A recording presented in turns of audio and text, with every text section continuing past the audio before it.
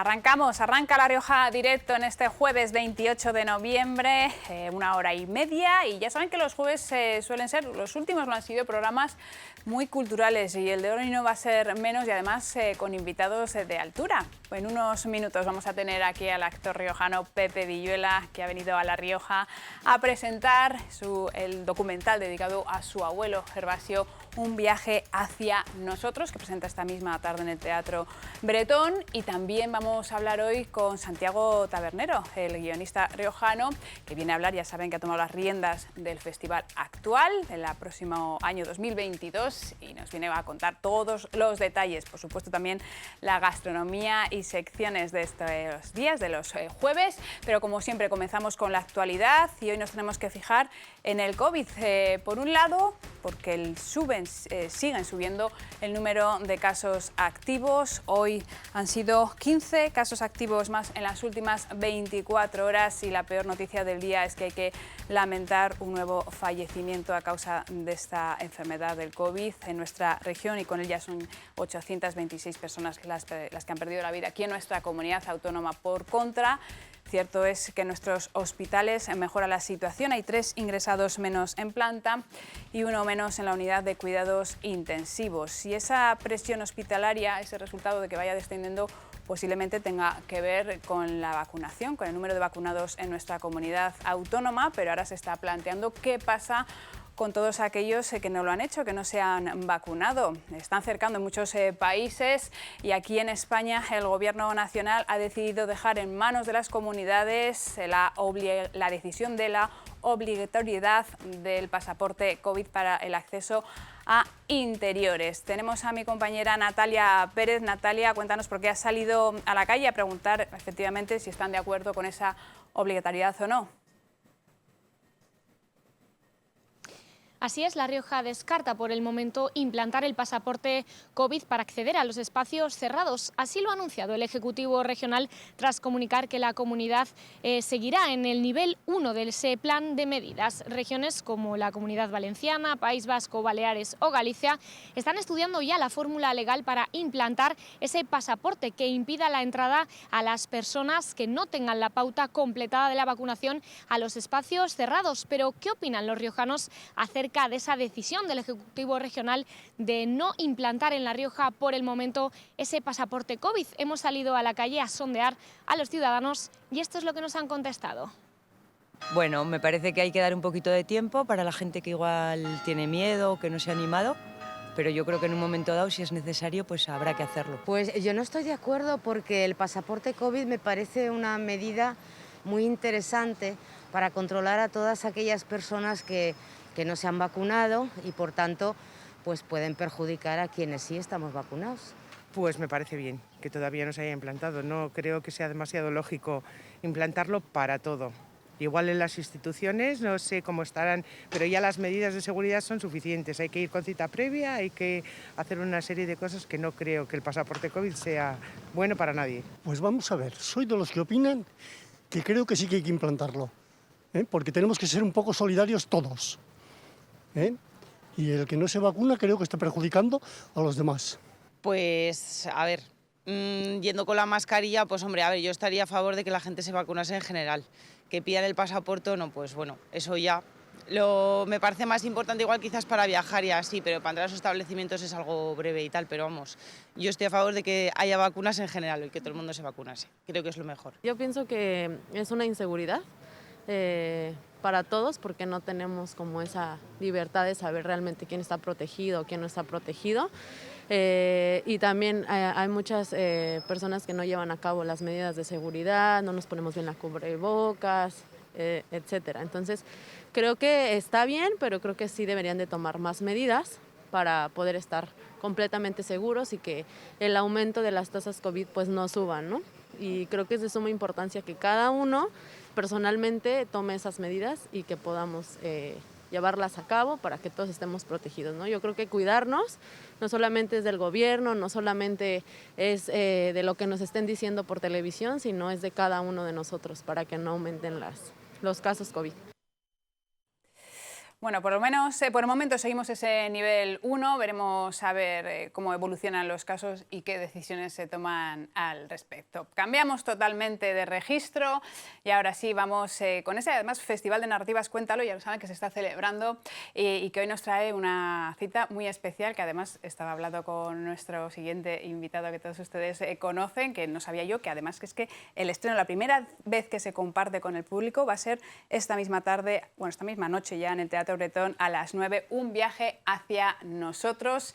Y ahora les vamos a contar de qué trata este viaje hacia nosotros. Pepe Villuela, muy buenas. Hola, ¿cómo estás? ¿Qué tal? Bueno, Bien. muchísimas gracias lo primero porque al final, lo estábamos hablando ahí antes fuera, antes de entrar, uno parece que llega a su tierra, no sé si sueles venir mucho o no, pero sobre todo cuando vienes con algún proyecto importante, Sí. todos los medios aquí hacen ¡guau! No, Y pero está siendo un día maratoniano, ¿no? Sí, pero te comentaba también que se agradece mucho, ¿no?, el hecho de que te presten atención y en una situación como la de hoy, ¿no?, la presentación por primera vez en público de un documental en el que llevamos tanto tiempo trabajando, pues es especialmente ilusionante para mí que se produzca aquí en la ciudad donde nací y donde de algún modo también nace la idea del proyecto. Así que... ¿Y por qué tanto tiempo de trabajo, Pepe, con respecto a este documental? Pues porque es algo que se ha ido produciendo en fases. Empezó siendo un proyecto personal que no iba dirigido a un documental, sino a una labor de búsqueda del abuelo Gervasio, al cual yo no conocí, y precisamente por eso tenía tantas lagunas respecto a quién él fue y cómo fue su vida. Y había una parte que me interesaba mucho, que es la que tenía que ver con la Guerra Civil y los años posteriores, ¿no? Sobre eso, pues como ya todo el mundo creo que sabe, se produce un vacío y un silencio en las familias grande, sobre todo cuando, como en el caso de mi abuelo, vuelven de la guerra habiendo sido derrotados, perteneciendo al bando perdedor en la guerra y por lo tanto al bando perseguido y bueno, que sufren la represión de la posguerra. Pues mi abuelo enmudece, mi abuelo tanto por el trauma como supongo que por la seguridad, preservar a su familia, pues calla y había muchísimas lagunas. Entonces yo, desde un punto de vista personal y de interés familiar, pues me puse a buscar información hasta que aglutiné y bueno, pues tenía un gran número de datos acerca de ello. Y ahí es donde ya alguien me propone hacer un documental que a mí no me parece tampoco muy pertinente porque, bueno, mi abuelo me interesaba a mí, pero yo pensaba que a la mayor parte de la gente no, ¿no? Pero es un tema muy actual. Sí, efectivamente, hay algo que de pronto detona en mi cabeza y es la condición de refugiado del abuelo justo al terminar la guerra, en Francia, en el campo de Gurs, y bueno, era un campo de concentración, de alguna manera, ¿no?, de refugiados que se situaba en el sur de Francia. Entonces, de pronto se me enciende la chispa, ¿no?, en la cabeza. Digo, pues, si el abuelo fue refugiado y él nunca pensó que iba a serlo, y hoy tantas personas, tantos millones de personas en el mundo están viviendo esa situación, sí que hay posibilidad de conectar ambas historias. Y luego, al darte cuenta, sobre todo, de que la situación de los refugiados entonces y de la de los de ahora no ha cambiado en lo sustancial y en lo más trágico, ¿no? Es en esa situación de tener que huir de tu lugar de origen para preservar la vida, para sobrevivir y encontrarte con las puertas cerradas, cuando no con insultos, con vejaciones, como estamos viendo ahora, por ejemplo, en la frontera polaca y entre Polonia y Bielorrusia, con esos refugiados que están pasando frío, que están siendo despreciados. O sea, creo que no puede llegar en un momento más adecuado este documental, que establece ese paralelismo entre distintas épocas y distintas nacionalidades de los refugiados, pero misma situación. Pepe, yo creo que al final, en cualquier época, lamentablemente, que lo hubieses estrenado hace un año, sí, hace 2, hace 3, daba igual. Es estado de actualidad igualmente. Efectivamente, eso es lo más duro y lo más trágico de asumir, que los seres humanos no reaccionamos positivamente ante estas cosas, aunque sepamos cómo son, ¿no? Y eso, bueno, pues provoca cierto desánimo, pero al mismo tiempo también deseo de contribuir a que no sea así. De ahí nace este documental, con la idea de poner ese acento. Porque, Pepe, ¿tú qué sabías antes de meterte en esta historia de tu abuelo? Porque decías que no llegaste a conocerlo, creo que murió 10 años antes. Sí, murió en el 52, yo nací en el 63, 11 años antes de nacer yo. Pues del abuelo sabía lo que se contaba en la familia, pero en el momento en el que empezábamos a hablar de la época de la guerra se entraba en zona oscura, ¿no? ¿Y dónde estuvo? no se sabe. Y, ¿Pero por el hecho de que no sabían o no querían contar? el abuelo había contado pocas cosas. Después de volver de la guerra, yo creo que aquellos hombres y mujeres que vivieron la guerra entraron en un modo silencio, ¿no? Es decir, no vamos a hablar de esto, es demasiado doloroso. Y por otra parte, si pertenecías al bando perdedor, era peligroso involucrar a tu familia, a tus hijos, saber que... El abuelo, cuando volvió de Francia, estuvo escondiéndose durante años para no ser detenido, porque bueno, pues, no es que fuera una persona relevante en la guerra, pero sí ocupó, bueno, pues, llegó a ser teniente en el ejército republicano, y entonces bueno, pues había una ficha, había posibilidad de que si se le detenía por cualquier cosa, pues saltara, vivía con miedo. Entonces era mejor guardar silencio para protegerse a sí mismo y a la familia. Y aquellos últimos años de su vida en la España de posguerra de los años 40, pues todo fue muy duro para todo el mundo, pero claro, para alguien que había venido del exilio, pues todavía quizá un poco más, conseguir trabajo, tener cuidado de que no supiera nadie de cuáles eran tus orígenes y tu ideología política. El silencio fue absoluto, entonces nadie sabía en qué campo había estado. Y bueno, pues a fuerza de años y de insistir y de contar con gente que me ha ayudado mucho, pues he conseguido llegar a saber. ¿Cómo ha reaccionado tu familia al documental? Pues no lo han visto. ¿No lo han visto? Hoy van a venir pues muchas primas, primos, a verlo. Ellos y ellas saben del documental de todos estos años, yo les he ido informando, y hay una gran ilusión, ¿no? Bueno, pues porque de alguna manera se establezca ese diálogo que nunca ha existido con el abuelo, porque el abuelo vuelve a estar presente, y porque nos sirva además no solamente para recordar a la familia, sino para compartir con el resto de personas pues una historia que creo que tiene mucho que ver con todos nosotros, y ahora mismo pues con todos los que son refugiados y que viven una situación terrible. Que el abuelo nos sirva de excusa para hablar de un tema de actualidad creo que es importante para todos. Vamos a hacer una cosa, si te parece, sí. Pepe. Nos dejas poner un poco ese resumen, ese tráiler, ¿verdad? Por favor, claro. De este maravilloso documental, Un viaje hacia nosotros, que se va a proyectar esta misma noche en el Teatro Bretón.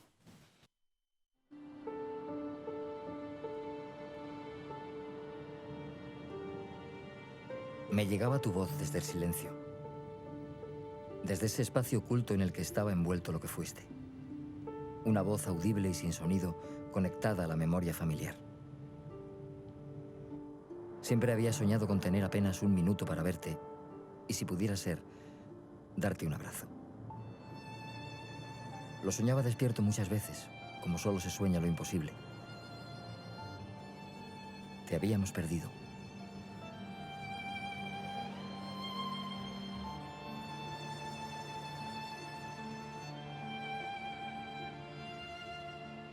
Más de 10 años entre tu muerte y mi llegada hacían muy difícil nuestro encuentro. No hubo intersección, solo ecos, trazos borrosos, casi nada.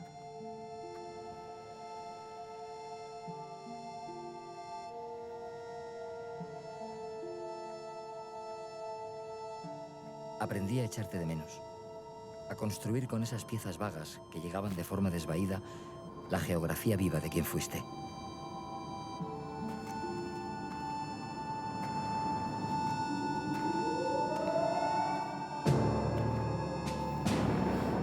Ahora puedo ver tus lágrimas, sentir el frío de la nieve cortándote las manos, o abrasar tu rostro el sol y el polvo del desierto, notar el estampido del obús, ver la ametralladora descargando tormentas, su cosecha de cadáveres profanando la historia para siempre. Me asomé donde rompe la memoria y adiviné tu aliento y tu sonrisa. Ahora hablo contigo cada día.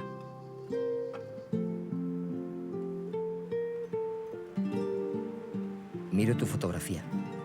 Algunos hablan de lo que nos parecemos, de que no puedo negar que soy tu nieto. Claro que no puedo negarlo.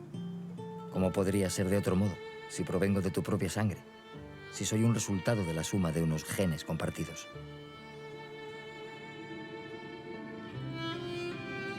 Fuiste un refugiado. Y siento que hoy yo podría haberlo sido también. Y que podría estar ahogándome en el mar al naufragar mi patera, o sufriendo reclusión en cualquier campo de refugiados, o rasgando mis músculos al intentar saltar una alambrada. Esta vez no me ha tocado.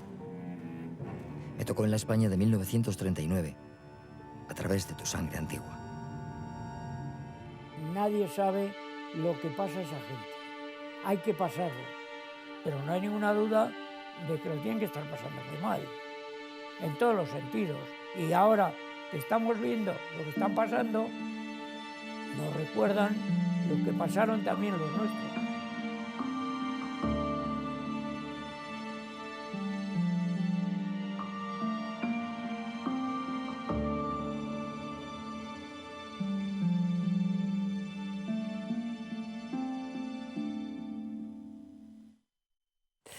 Estábamos aquí comentándolo, madre mía, menudo viaje Sí. hacia, en este caso, hacia la historia de tu abuelo Pepe, que bueno, supongo que ese viaje largo, porque como dices, llevas ya unos años trabajando en ello, y ese pasito, o sea, es que tiene que ser, yo me imagino una sensación de ir descubriendo, Sí. de ir hablando, de encontrarse. Cuéntanos quién era esta persona que veíamos ahora. Este señor de la boina era Luis Ortiz. Luis tenía en ese momento 100 años. Al poco de entrevistarle ya falleció. Él estuvo en el mismo campo que mi abuelo, estaban en barracas contiguas.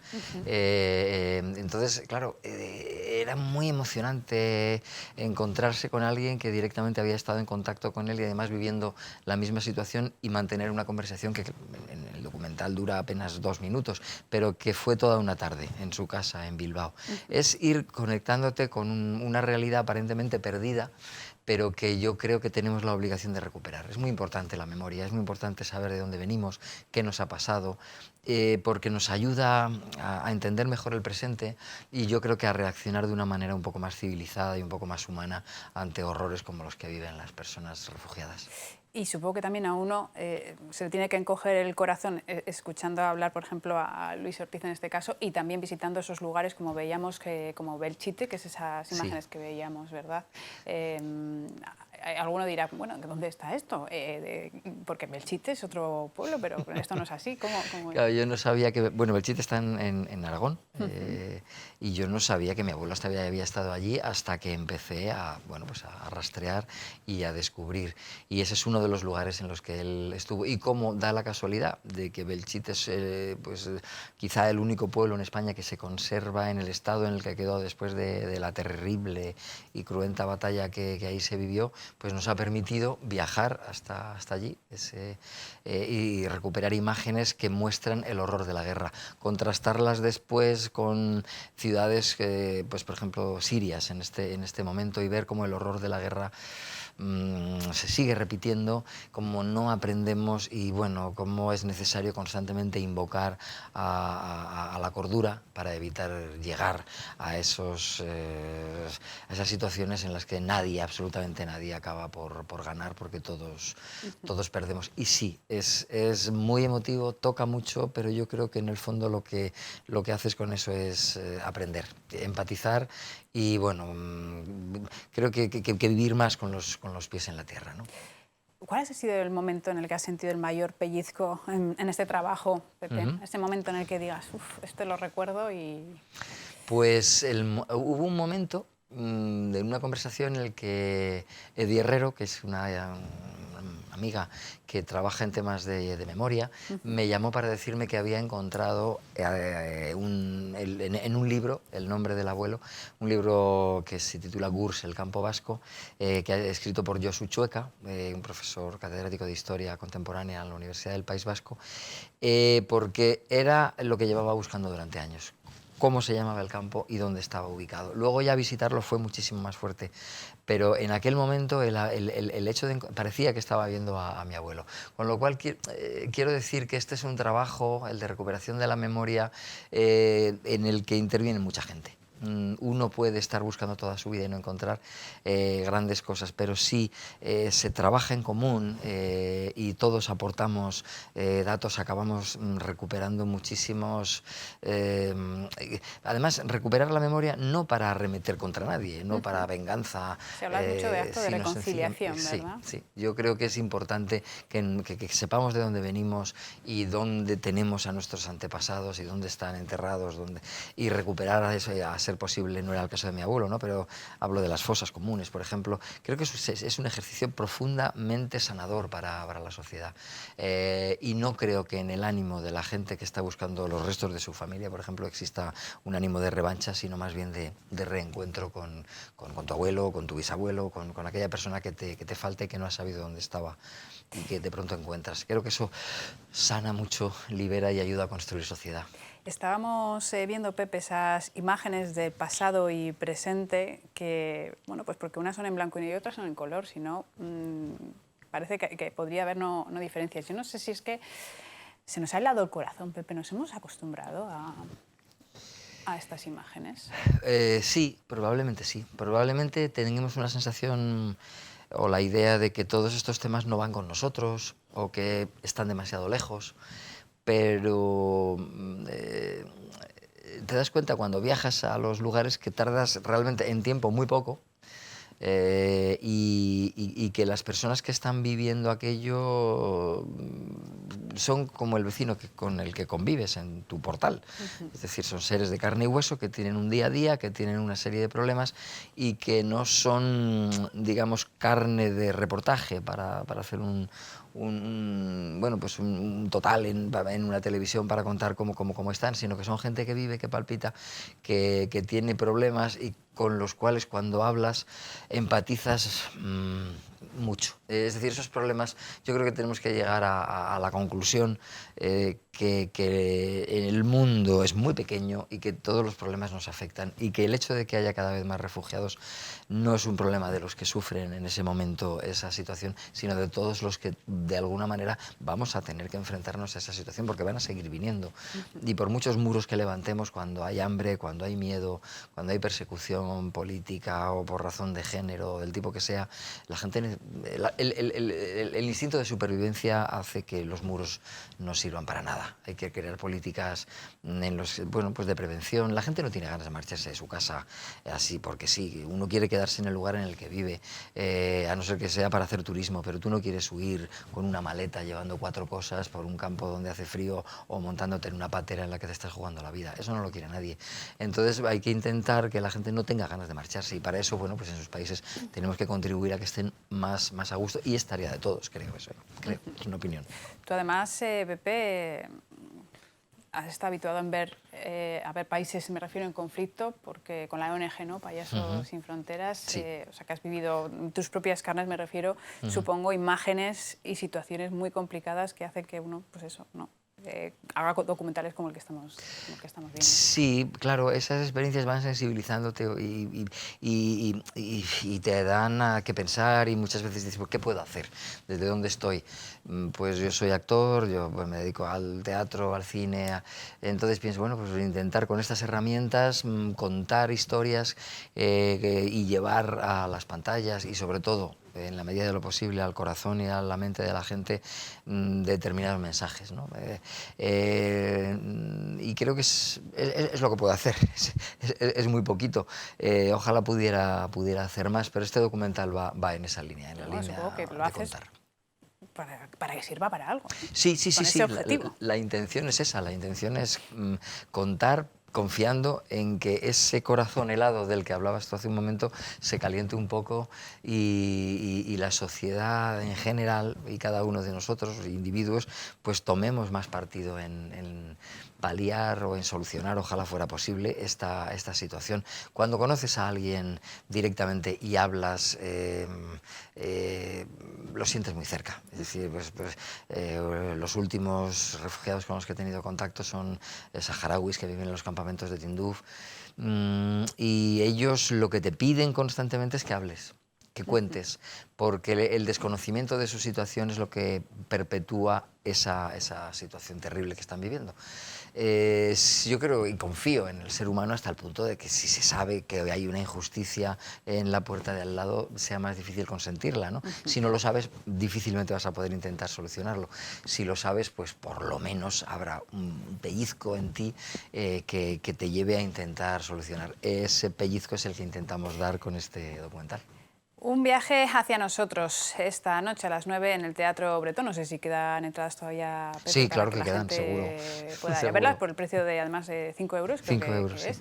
es. Muy, muy asequible. Este es el presente, un viaje hacia nosotros, Tartufo. ¿Futuro? Para acabar, Pepe.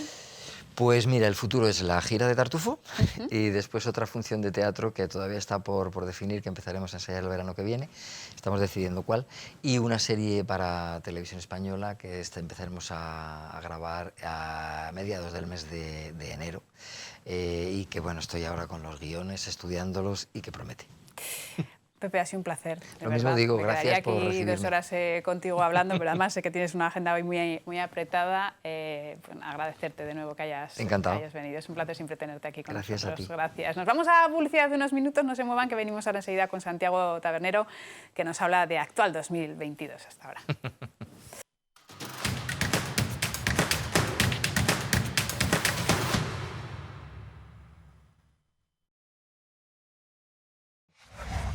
Gobierno de La Rioja.